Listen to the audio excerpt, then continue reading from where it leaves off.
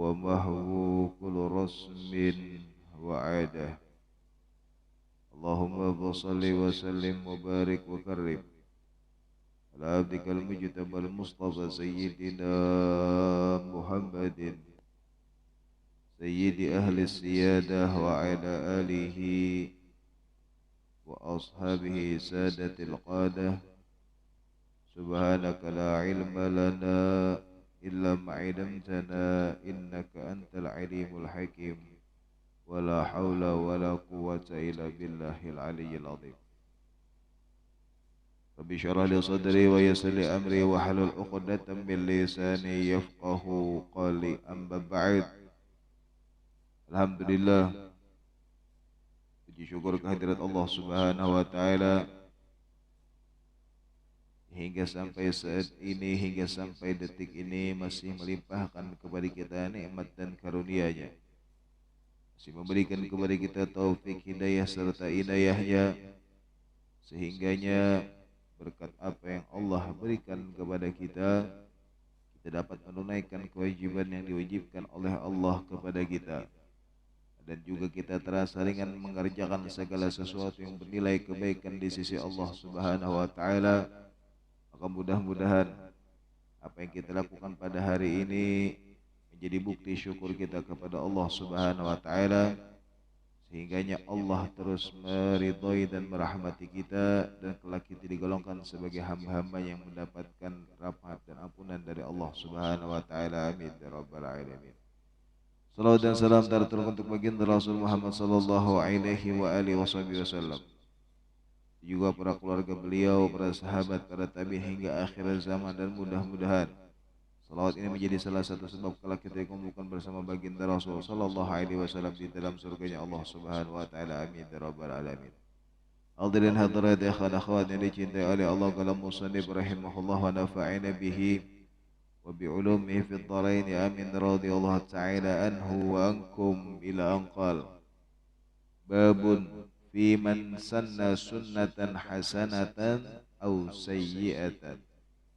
Kemudian setelah sebelumnya Al-Imam An-Nawawi melalui kitab beliau Riyadhus Shalihin mengajarkan kepada kita tentang arti dari sebuah bid'ah.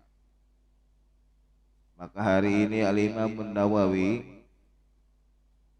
menjadikan satu bab setelah bab yang sebelumnya membahas tentang arti dari sebuah bid'ah, ataupun bagaimana beliau menukil hadis yang dikatakan oleh baginda Rasulullah sallallahu alaihi wasallam menjelaskan tentang apa itu yang namanya bid'ah. Hari ini Al-Imam An-Nawawi kita sampai kepada bab yang mana beliau mengatakan babu fi man sanna sunnatan hasanatan aw sayyi'ah.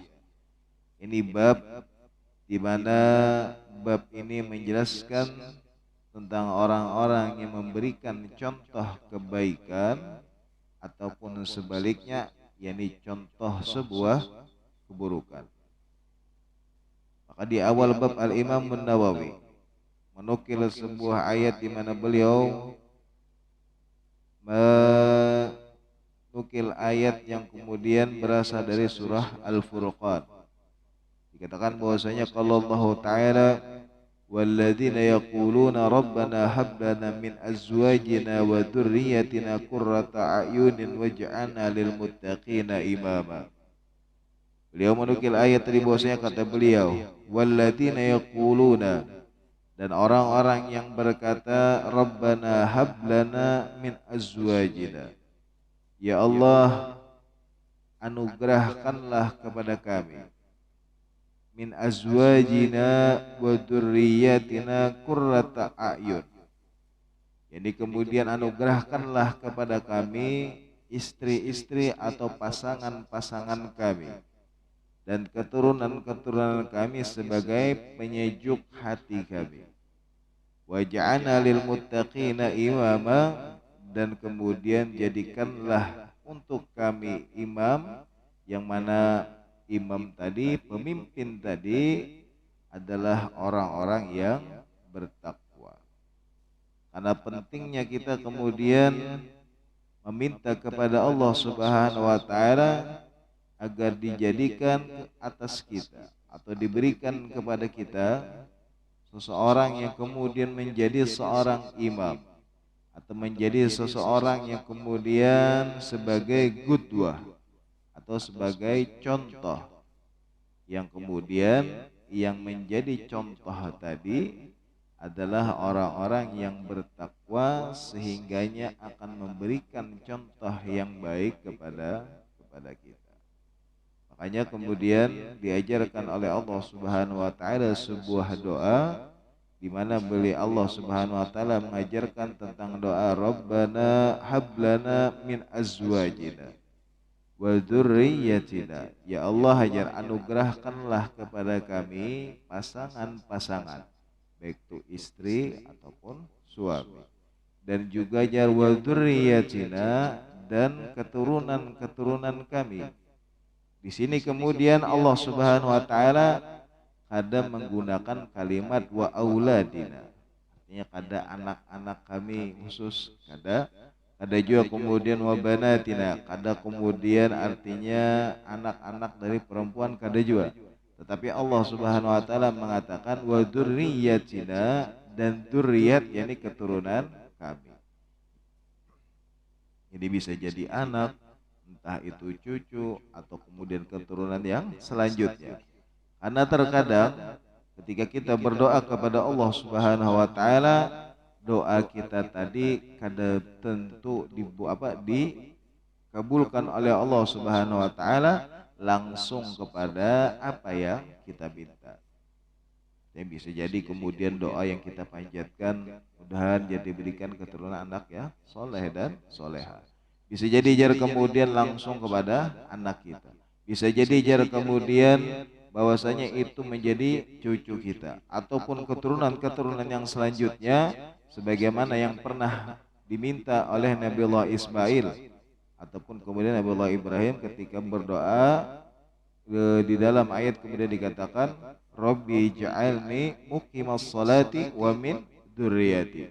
Ya Allah, jadikanlah aku, Rabbi ja'alni muqimas salati, ya Allah jadikanlah aku sebagai orang yang mendirikan salat, wa min dzurriyyati, dan anak keturunanku. Ulama-ulama tafsir menjelaskan ketika Nabi Allah ketika doa ini dipanjatkan dikatakan apa wa min dzurriyyati, dan dari anak keturunanku, maka dari sinilah jar kemudian Allah Subhanahu wa taala mengabulkan permintaan Nabiullah Ismail atau Nabiullah Ibrahim ketika mengatakan wa min dzurriyyati, dijadikanlah kemudian di antara keturunan Nabiullah Ismail dan Nabiullah Ibrahim, bahwa ya ini dari situlah jalur nasabnya baginda Rasulullah sallallahu alaihi wasallam yang benar-benar mendirikan salat. Artinya sudah keturunan yang kesekian ya. Jadi makanya kita ujar para ulama, kalau kita berdoa jangan kada ingat kita mendoakan anak cucu kita, artinya dzurriyyat kita lah, karena kita kada tahu di dzurriyyat kita yang keberapa Allah Subhanahu wa taala akan mengabulkan doa kita. Gitu sekitanya kemudian sehingganya mereka menjadi yang soleh, keturunan yang soleh dan soleha, ataupun keturunan orang-orang yang benar-benar berpegang teguh kepada apa yang diajarkan oleh baginda Rasulullah sallallahu alaihi wasallam. Kemudian selanjutnya beliau menukil lagi sebuah ayat. Wa qala ta'ala wa ja'alnahum a'immatan yahduna bi amrina. Kemudian kata Allah, Al-Imam An-Nawawi menukil ayat lagi di mana Allah Subhanahu wa taala mengatakan wa ja'alnahum a'immatan yahduna bi amrina. Bahwasanya kata Allah Subhanahu wa taala, dan kami telah menjadikan mereka itu sebagai pemimpin-pemimpin yang memberi petunjuk dengan perintah kami. Artinya pentingnya kita mencari seseorang yang bisa mengajarkan kepada kita tentang sebuah kebaikan, agar kiranya itu menjadi modal dalam keseharian kita dan menjadi bekal ketika kita kembali kepada Allah Subhanahu wa taala. Sebab ketika kita pun kemudian menjadi contoh, ataupun ketika kita menjadi seseorang yang memberikan petunjuk tadi, maka setiap segala sesuatu yang kita ajarkan, setiap segala sesuatu yang kemudian pernah kita sampaikan, baik itu dari hal-hal yang baik ataupun sebaliknya, maka kelak itu akan menjadi perbekalan kita di dalam ketika kita berhadapan dengan Allah Subhanahu wa taala. Makanya kemudian Al-Imam An-Nawawi di dalam bab ini memberikan sebuah judul bahwasanya orang-orang yang memberikan contoh kebaikan atau keburukan. Artinya contoh yang kita ajarkan tadi itu akan kembali kepada kita manfaatnya atau kemudian justru akan kembali kepada kita mudaratnya. Makanya di awal hadis, di awal bab kemudian Al-Imam An-Nawawi menukil sebuah hadis.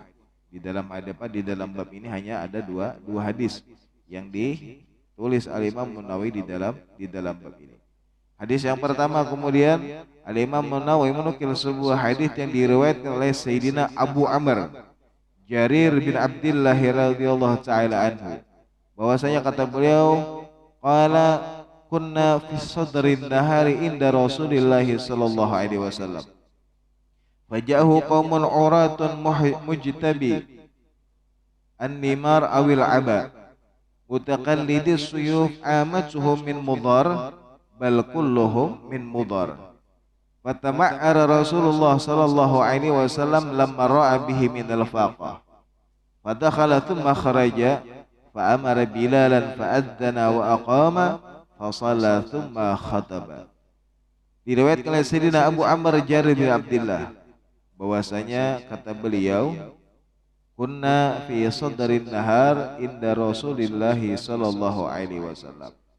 Ketika itu kata Sayyidina Abu Amr, kami sedang duduk bersama baginda Rasul sallallahu alaihi wa alihi wasallam di waktu fi sadrin nahar, ketika di pertengahan hari. Artinya kemudian sudah tengah hari nih saat para sahabat duduk dengan baginda Rasul sallallahu alaihi wasallam. Faja'ahu qaumun uratun mujtabin nimara awil aba. Sehingganya kata Sayyidina Abu Amr, ketika kami sedang duduk bersama baginda Rasul, maka tahu-tahu kata beliau datang sekelompok kaum yang kemudian datang dalam keadaan urah. Kalau diartikan secara bahasa, uratun itu secara bahasa itu diartikan sebagai orang yang telanjang. Urah di sini dikatakan urah artinya telanjang. Tetapi di dalam sahar hadis dijelaskan bahwasanya bukan berarti dalam keadaan telanjang kada, tetapi mereka ini hanya dikatakan mujtabin nimar awil abam, mereka ini hanya memakai pakaian yang kemudian menutupi sebagian dari tubuh mereka aja.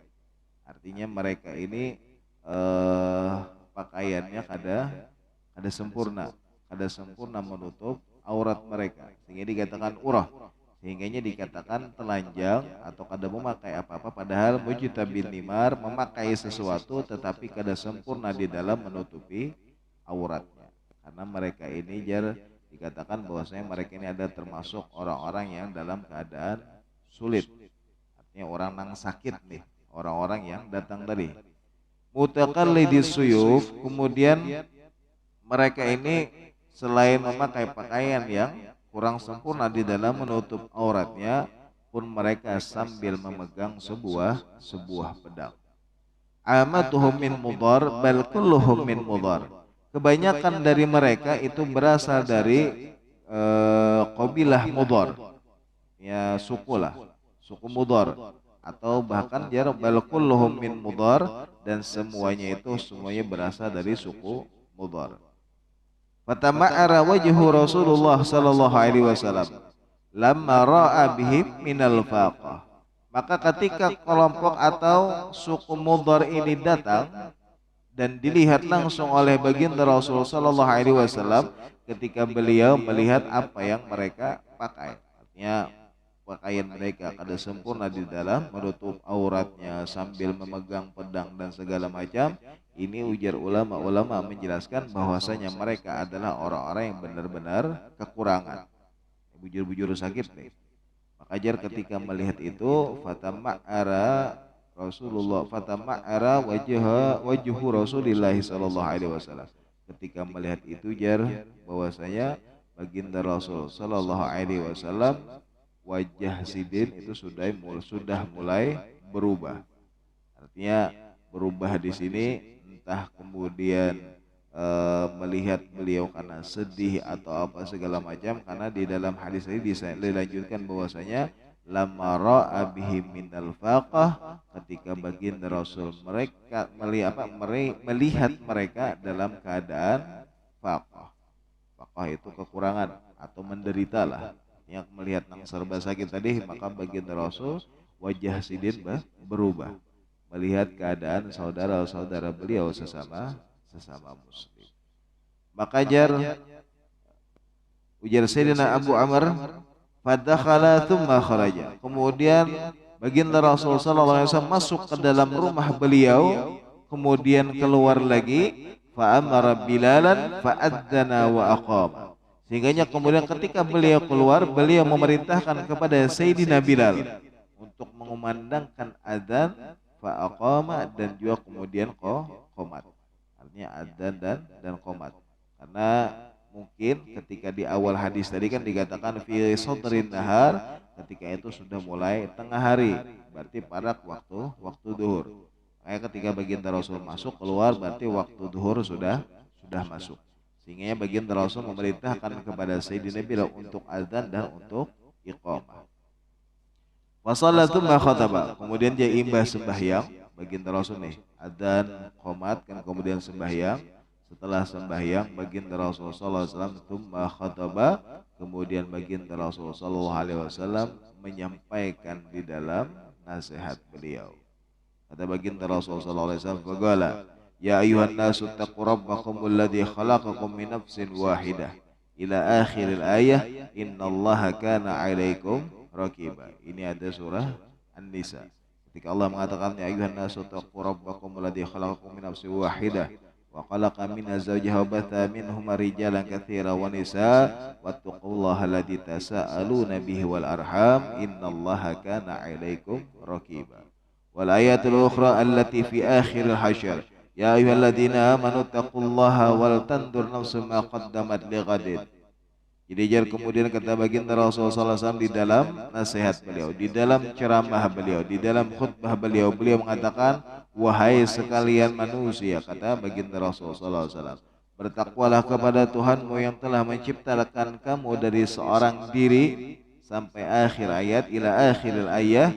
Kemudian kata baginda Rasulullah SAW, sesungguhnya Allah selalu menjaga dan mengawasi kamu. Dan kemudian beliau membaca ayat lain yang mana kemudian beliau mengatakan, hai orang-orang yang beriman, bertakwalah kepada Allah dan hendaklah setiap dari kita memperhatikan apa yang telah diperbuatnya untuk hari esok. Artinya baginda Rasulullah SAW menyampaikan melalui lisan suci beliau, mengajarkan kepada para sahabat khususnya dan kepada seluruh umat baginda Rasul secara umum, bahwasanya bagaimana kita harus memperhatikan apa yang kita lakukan saat ini ketika kita berada di dunia. Dan juga kata baginda Rasul, beliau melanjutkan wal tandur nafsu ma qaddamat lighadin. Dan juga ujar baginda Rasul sallallahu alaihi wasallam, setiap dari kita itu memperhatikan apa yang kita perbuat selama di dunia. Kemudian baginda Rasul menunjukkan tasaddaqa rajulun min dinarihi min dirhamihi min thawbihi min sa'i burrihi min sa'i tamrihi hatta qala walau bisyiqqi tamrah.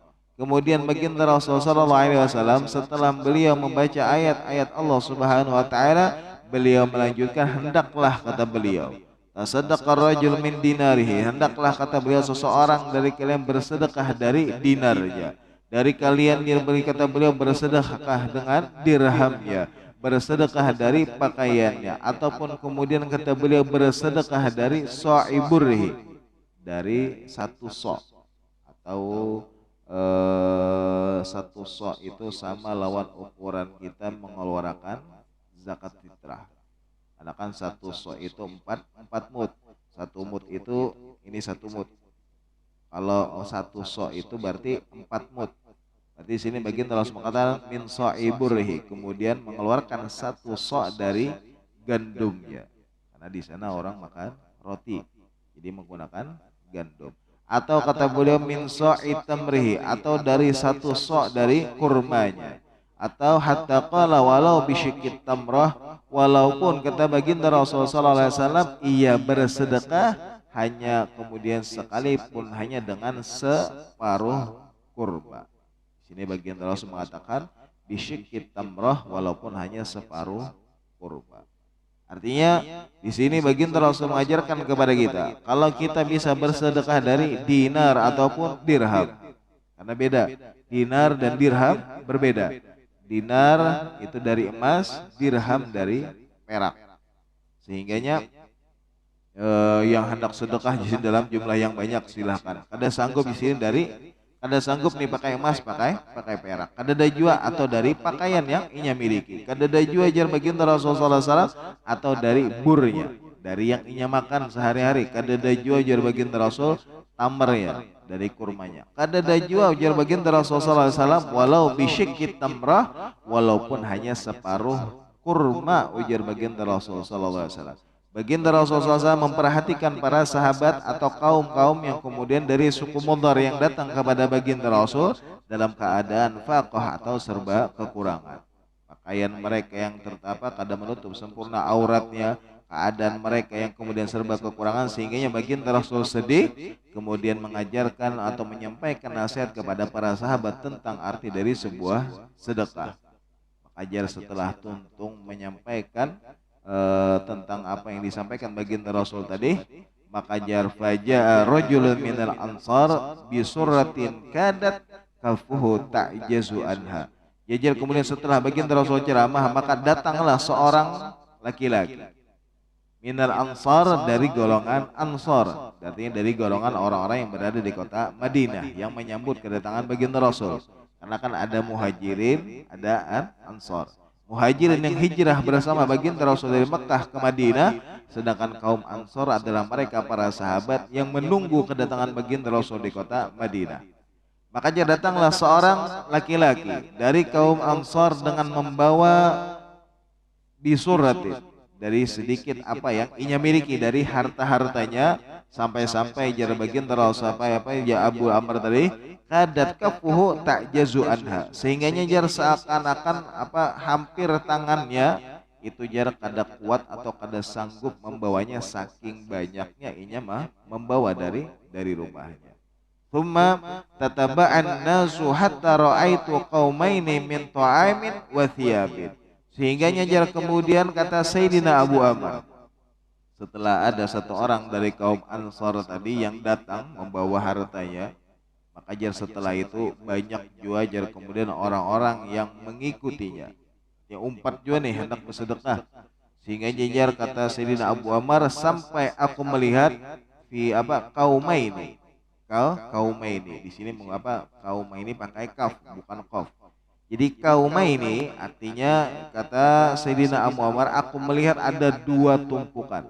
Jadi tumpukan nih, ada dua tumpukan. Min ta'amin wa thiyabin, dari makanan dan juga pakaian. Artinya tumpukannya nih setelah dikumpulkan oleh para sahabat ada dua tumpukan, dari makanan dan kemudian juga dari pakaian. Sehingganya jar kata Sayyidina Abu Umar, hatta ra'aitu wajha Rasulullah sallallahu alaihi wasallam yatahallalu ka'annahu mudhhabah. Kemudian jar Sayyidina Abu Amr, ketika itu aku melihat wajah baginda Rasul sallallahu alaihi wasallam berseri-seri, seolah-olah wajah beliau itu bercahaya. Kata Sayyidina Abu Amr melihat apa yang dilakukan oleh para sahabat. Sehingga baginda Rasul bersabda, faqala Rasulullah sallallahu alaihi wasallam, man sanna fil islami sunnatan hasanatan falahu ajruha wa ajru man amila biha min ba'dahu min ghairi ayyanqusa min ujurihim syai', wa man sanna fil islam sunnatan sayyi'atan kana alaihi wizruha wa wizru man amila biha min ba'dih min ghairi ayyanqusa min auzarihim syai'a. Kata baginda Rasul sallallahu alaihi wa alihi wasallam, barang siapa ujar baginda Rasul sallallahu alaihi wasallam yang memulai atau memberikan contoh di dalam Islam, sebuah contoh yang baik, sebuah perilaku yang baik, kemudian setelahnya ada orang-orang yang mengikutinya, maka ujar baginda Rasul sallallahu alaihi wasallam, falahu ajruha, maka ia mendapatkan pahala. Jadi dia sudah memberikan contoh yang baik. Dari perbuatan yang baik tadi aja ujar baginda Rasul sudah mendapatkan pahala. Belum lagi ujar baginda Rasulullah SAW wa ajru man amila biha, dan juga ia mendapatkan pahala bagi orang-orang yang mengikutinya. Misalnya nih kayak tadi sahabat lah yang datang membawa barang tadi. Kemudian yang lain kan umpatan sudahlah ia menyumbang tadi sedekah dapat pahala. Kemudian ada orang-orang yang kemudian mengikuti hendak memberi jua nih sedekah jua. Nah, setiap dari mereka yang satu orang inya pun mendapatkan pahala. Satu orang empat inya dapat pahala. Kemudian dua orang dapat pahala, dua orang, tiga, empat, makin banyak juga inya mendapatkan pahala karena di awal inya sudah memberikan contoh yang baik. Bahkan ujar baginda Rasulullah SAW min ghairi ayang kusa min ujurihim syai', dan juajar kemudian walaupun yang pertama memberikan contoh tadi mendapatkan pahala bagi mereka yang menirunya, maka yang setelahnya tadi itu pun kemudian mendapatkan pahala dan pahalanya kada dikurangi sama sekali. Contoh misalnya ada orang yang kemudian sedekah tadilah sahabat baginda Rasul, sedekah jar kemudian memberi misalnya duit 50.000. Kemudian setelahnya sahabat yang lain ada yang 50.000, ada yang 100.000, ada yang 10.000 misalnya. Setiap dari mereka yang mengikuti sahabat yang pertama tadi, selain mereka mendapatkan dari sedekah yang mereka keluarkan, sahabat yang pertama tadi dapat pahala sudah. Bahkan sahabat yang setelahnya yang mau umpati tadi pun kemudian kada dikurangi pahalanya, mendapatkan pahala yang sempurna. Tetapi ujar baginda Rasulullah SAW, beliau pun mengajarkan waman sanna sunnatan fil islami sunnatan sayya, dan barang siapa ujar baginda Rasulullah SAW mengajarkan atau memberikan contoh yang kada baik, yang buruk nih, maka karena alaihi wizruha, maka ia mendapatkan dosanya. Wa wizru man amila biha min ba'di, dan juga mendapatkan dosa bagi orang-orang yang setelahnya menirunya min ghairi ayang usamin auzarihim syai'a, dan semuanya mendapatkan dosa yang sempurna, kadapun juga kada dikurangi. Yang sudah memberi contoh nah kada baik. Kemudian setelahnya ada yang meniru. Yang meniru tadi kemudian dapat dosa sempurna, pun dari setiap mereka yang meniru yang pertama tadi itu pun mendapatkan dosa yang sempurna dari setiap mereka yang meniru apa yang telah diberikan contohnya dari perkara yang kada baik tadi. Makanya kemudian di dalam hadis yang selanjutnya yang diriwayatkan oleh Sayyidina Abdullah bin Mas'ud, baginda Rasul pernah bersabda, ujar baginda Rasul, laisa min nafsin tuqtalu dulman illa kana ala ibni adamil awal kiflun min damiha li'annahu kana awwalu man sanal qatla, muttafaqun alaih. Sehingganya Sayyidina Abdullah bin Mas'ud baginda Rasulullah SAW menyampaikan melalui sebuah hadis yang diriwayatkan oleh Sayyidina Abdullah bin Mas'ud bahwasanya ujar baginda Rasulullah SAW bahwa tiada satu jiwa pun, ujar baginda Rasul, tuqtalu dzulman, artinya yang terbunuh secara zalim, melainkan bagi anak Adam yang pertama atau si Qabil, itu menanggung dosa dari setiap mereka yang setelahnya yang kemudian melakukan sebuah pembunuhan. Karena kan dulu ceritanya saat saat Qabil dan Habil berkurban. Jadi dua-duanya berkurban. Jadi kurban itu sebenarnya sudah ada sejak zaman Nabi Allah Adam. Jadi ketika keduanya berkurban, kemudian ternyata kurban yang dikeluarkan Habil itu yang diterima oleh Allah Subhanahu wa taala, yang dari Qabil ini kada diterima oleh Allah, sehingganya di dalam riwayat bahwasanya Allah Subhanahu wa taala menerima kurbannya Habil dan kemudian memerintahkan untuk menikahkan si Habil dengan salah satu dari anaknya Nabi Allah Adam alaihissalam. Karena saat itu kadeda selain keturunan Nabi Allah Adam, makanya ada yang namanya pernikahan sedara. Karena kadeda lagi selain keturunannya Nabi Allah Adam alaihissalam, andai ada mungkin kada diperbolehkan perkawinan yang sedara. Tapi karena hanya ada itu, maka diadakan perkawinan saudara tapi silam. Karena di dalam riwayat kan Nabiullah Adam alaihissalam, setiap kali Sayyidah Hawa melahirkan itu pasti kembar pengantin. Jadi lakian binian, kecuali di dalam riwayat Nabiullah Adam memiliki anak 21 orang, yang terakhir itu Nabiullah Thith namanya, itu hanya satu. Yang kelak dikatakan bahwasanya dinikahkan oleh Allah Subhanahu wa taala dengan bidadari, yang dari situlah awal mulanya berpindah cahayanya baginda Rasul kepada Nabiullah Thith. Yang dari situ kemudian bersambung ke setelahnya nasabnya baginda Rasul sallallahu alaihi wasallam dari sulbi-sulbi yang terbaik. Nah, maka si Habil tadi, si Qabil tadi, karena kada terima, selain kemudian kurbannya kada diterima oleh Allah, dan kemudian saudaranya si Habil dinikahkan dengan saudaranya yang lebih cantik dari yang hendak dinikahkan kepada Qabil, yang sebenarnya hendak dinikahi Qabil tapi diperintahkan oleh Allah kepada Habil, maka kada terima, lalu kemudian si Qabil tadi membunuh si Habil. Maka itulah pembunuhan pertama kali yang terjadi di dunia yang dilakukan oleh anaknya Nabiullah Adam. Maka setiap kali setelahnya ada sebuah pembunuhan, maka Qabil terus mendapatkan dosa sampai akhir zaman. Pun sama dengan iblis laknatullahi alaih. Ketika iblis pertama kali mencontohkan yang namanya takabur atau sombong, ketika diperintahkan oleh Allah untuk memberikan penghormatan kepada Nabiullah Adam dengan sujud, iblis menolak karena merasa lebih baik dari Nabiullah Adam. Maka maksiat yang paling tua yang pertama dilakukan seorang makhluk kepada Allah adalah sombongnya iblis atas perintah Allah untuk sujud memberikan penghormatan kepada Nabiullah Adam. Maka setiap dari kita dari makhluknya Allah Subhanahu wa taala ada yang bersifat sombong, maka itu dosanya ditanggung lawan iblis.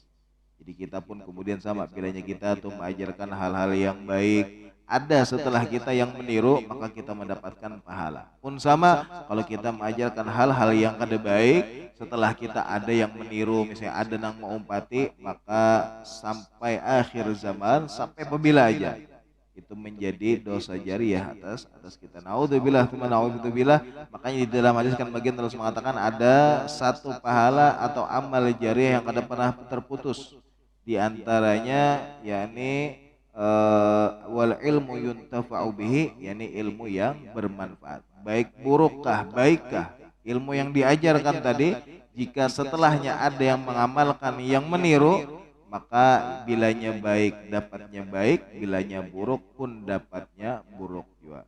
Makanya di sini baginda Rasul mengingatkan kepada kita agar kita bisa kemudian melakukan hal-hal yang baik, memberikan contoh yang baik setidaknya kepada keluarga kita, baik itu pasangan ataupun anak ataupun keturunan kita.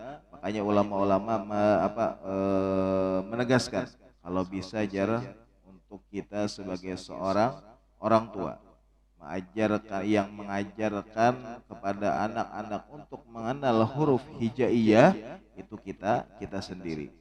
Karena setiap harinya akan membaca Al-Fatihah, setiap harinya akan berdoa kepada Allah, setiap harinya mengaji dan segala macam, maka setidaknya ketika ia bisa membaca Al-Fatihah aja, seharinya 17 kali membaca Al-Fatihah, maka kita terus mendapatkan pahala dari bacaan Al-Fatihah yang ia baca. Makanya kemudian dari hadis ini baginda Rasul mengajarkan kepada kita bagaimana kita harusnya mengajarkan hal-hal yang baik, baik itu kepada orang-orang terdekat kita, bagi pasangan kita, anak kita, keturunan kita, agar kiranya itu menjadi pembendaharaan kita ketika kita kembali kepada Allah Subhanahu wa taala, menjadi bekal kita ketika kita kembali kepada Allah Subhanahu wa taala, dan itu menjadi tabungan kita. Semakin kita banyak mengajarkan hal-hal yang baik, banyak yang meniru setelah kita, maka semakin banyak bekal kita ketika kita kembali kepada Allah Subhanahu wa taala. Maka mudah-mudahan Allah Subhanahu wa taala berikan taufik dan hidayah kepada kita agar kita bisa menjadi pribadi yang lebih baik, agar kita bisa menjadi orang-orang yang memberikan contoh-contoh yang baik, dan mudah-mudahan Allah Subhanahu wa taala berikan taufik hidayah kepada kita agar kita semakin semangat di dalam beribadah kepada Allah, semakin semangat di dalam mendekatkan diri kepada Allah Subhanahu wa taala. Allah berikan taufik dan hidayah kepada kita agar kita bisa menghidupkan sunnah-sunnah baginda Rasul di dalam diri kita, di dalam keluarga kita, di dalam orang-orang sekitar kita, sehingga kita menjadi contoh kepada mereka semua dan itu bisa menjadi bekal ketika kita kembali kepada Allah Subhanahu wa taala. Dan mudah-mudahan apa yang kita niatkan, yang kita hajatkan didengar, dikabulkan oleh Allah Subhanahu wa taala. Yang sakit di antara kita, keluarga kita, jiran kita, Allah angkat penyakitnya, Allah sembuhkan seperti sedia kala. Yang punya hutang dan urusan dia mudah oleh Allah Subhanahu wa taala. Dan mudah-mudahan bagaimana Allah kumpulkan kita pada hari ini, mudah-mudahan kelak kita dikumpulkan bersama guru-guru kita dan bersama baginda Rasul sallallahu alaihi wa alihi wasallam di dalam surganya Allah Subhanahu wa taala. Amin ya rabbal alamin. Ala hadhihi niyyah wa kullu niyatin salihah wa ila hadratin Nabi Muhammad sallallahu alaihi wa alihi wasallam. Al-Fatihah.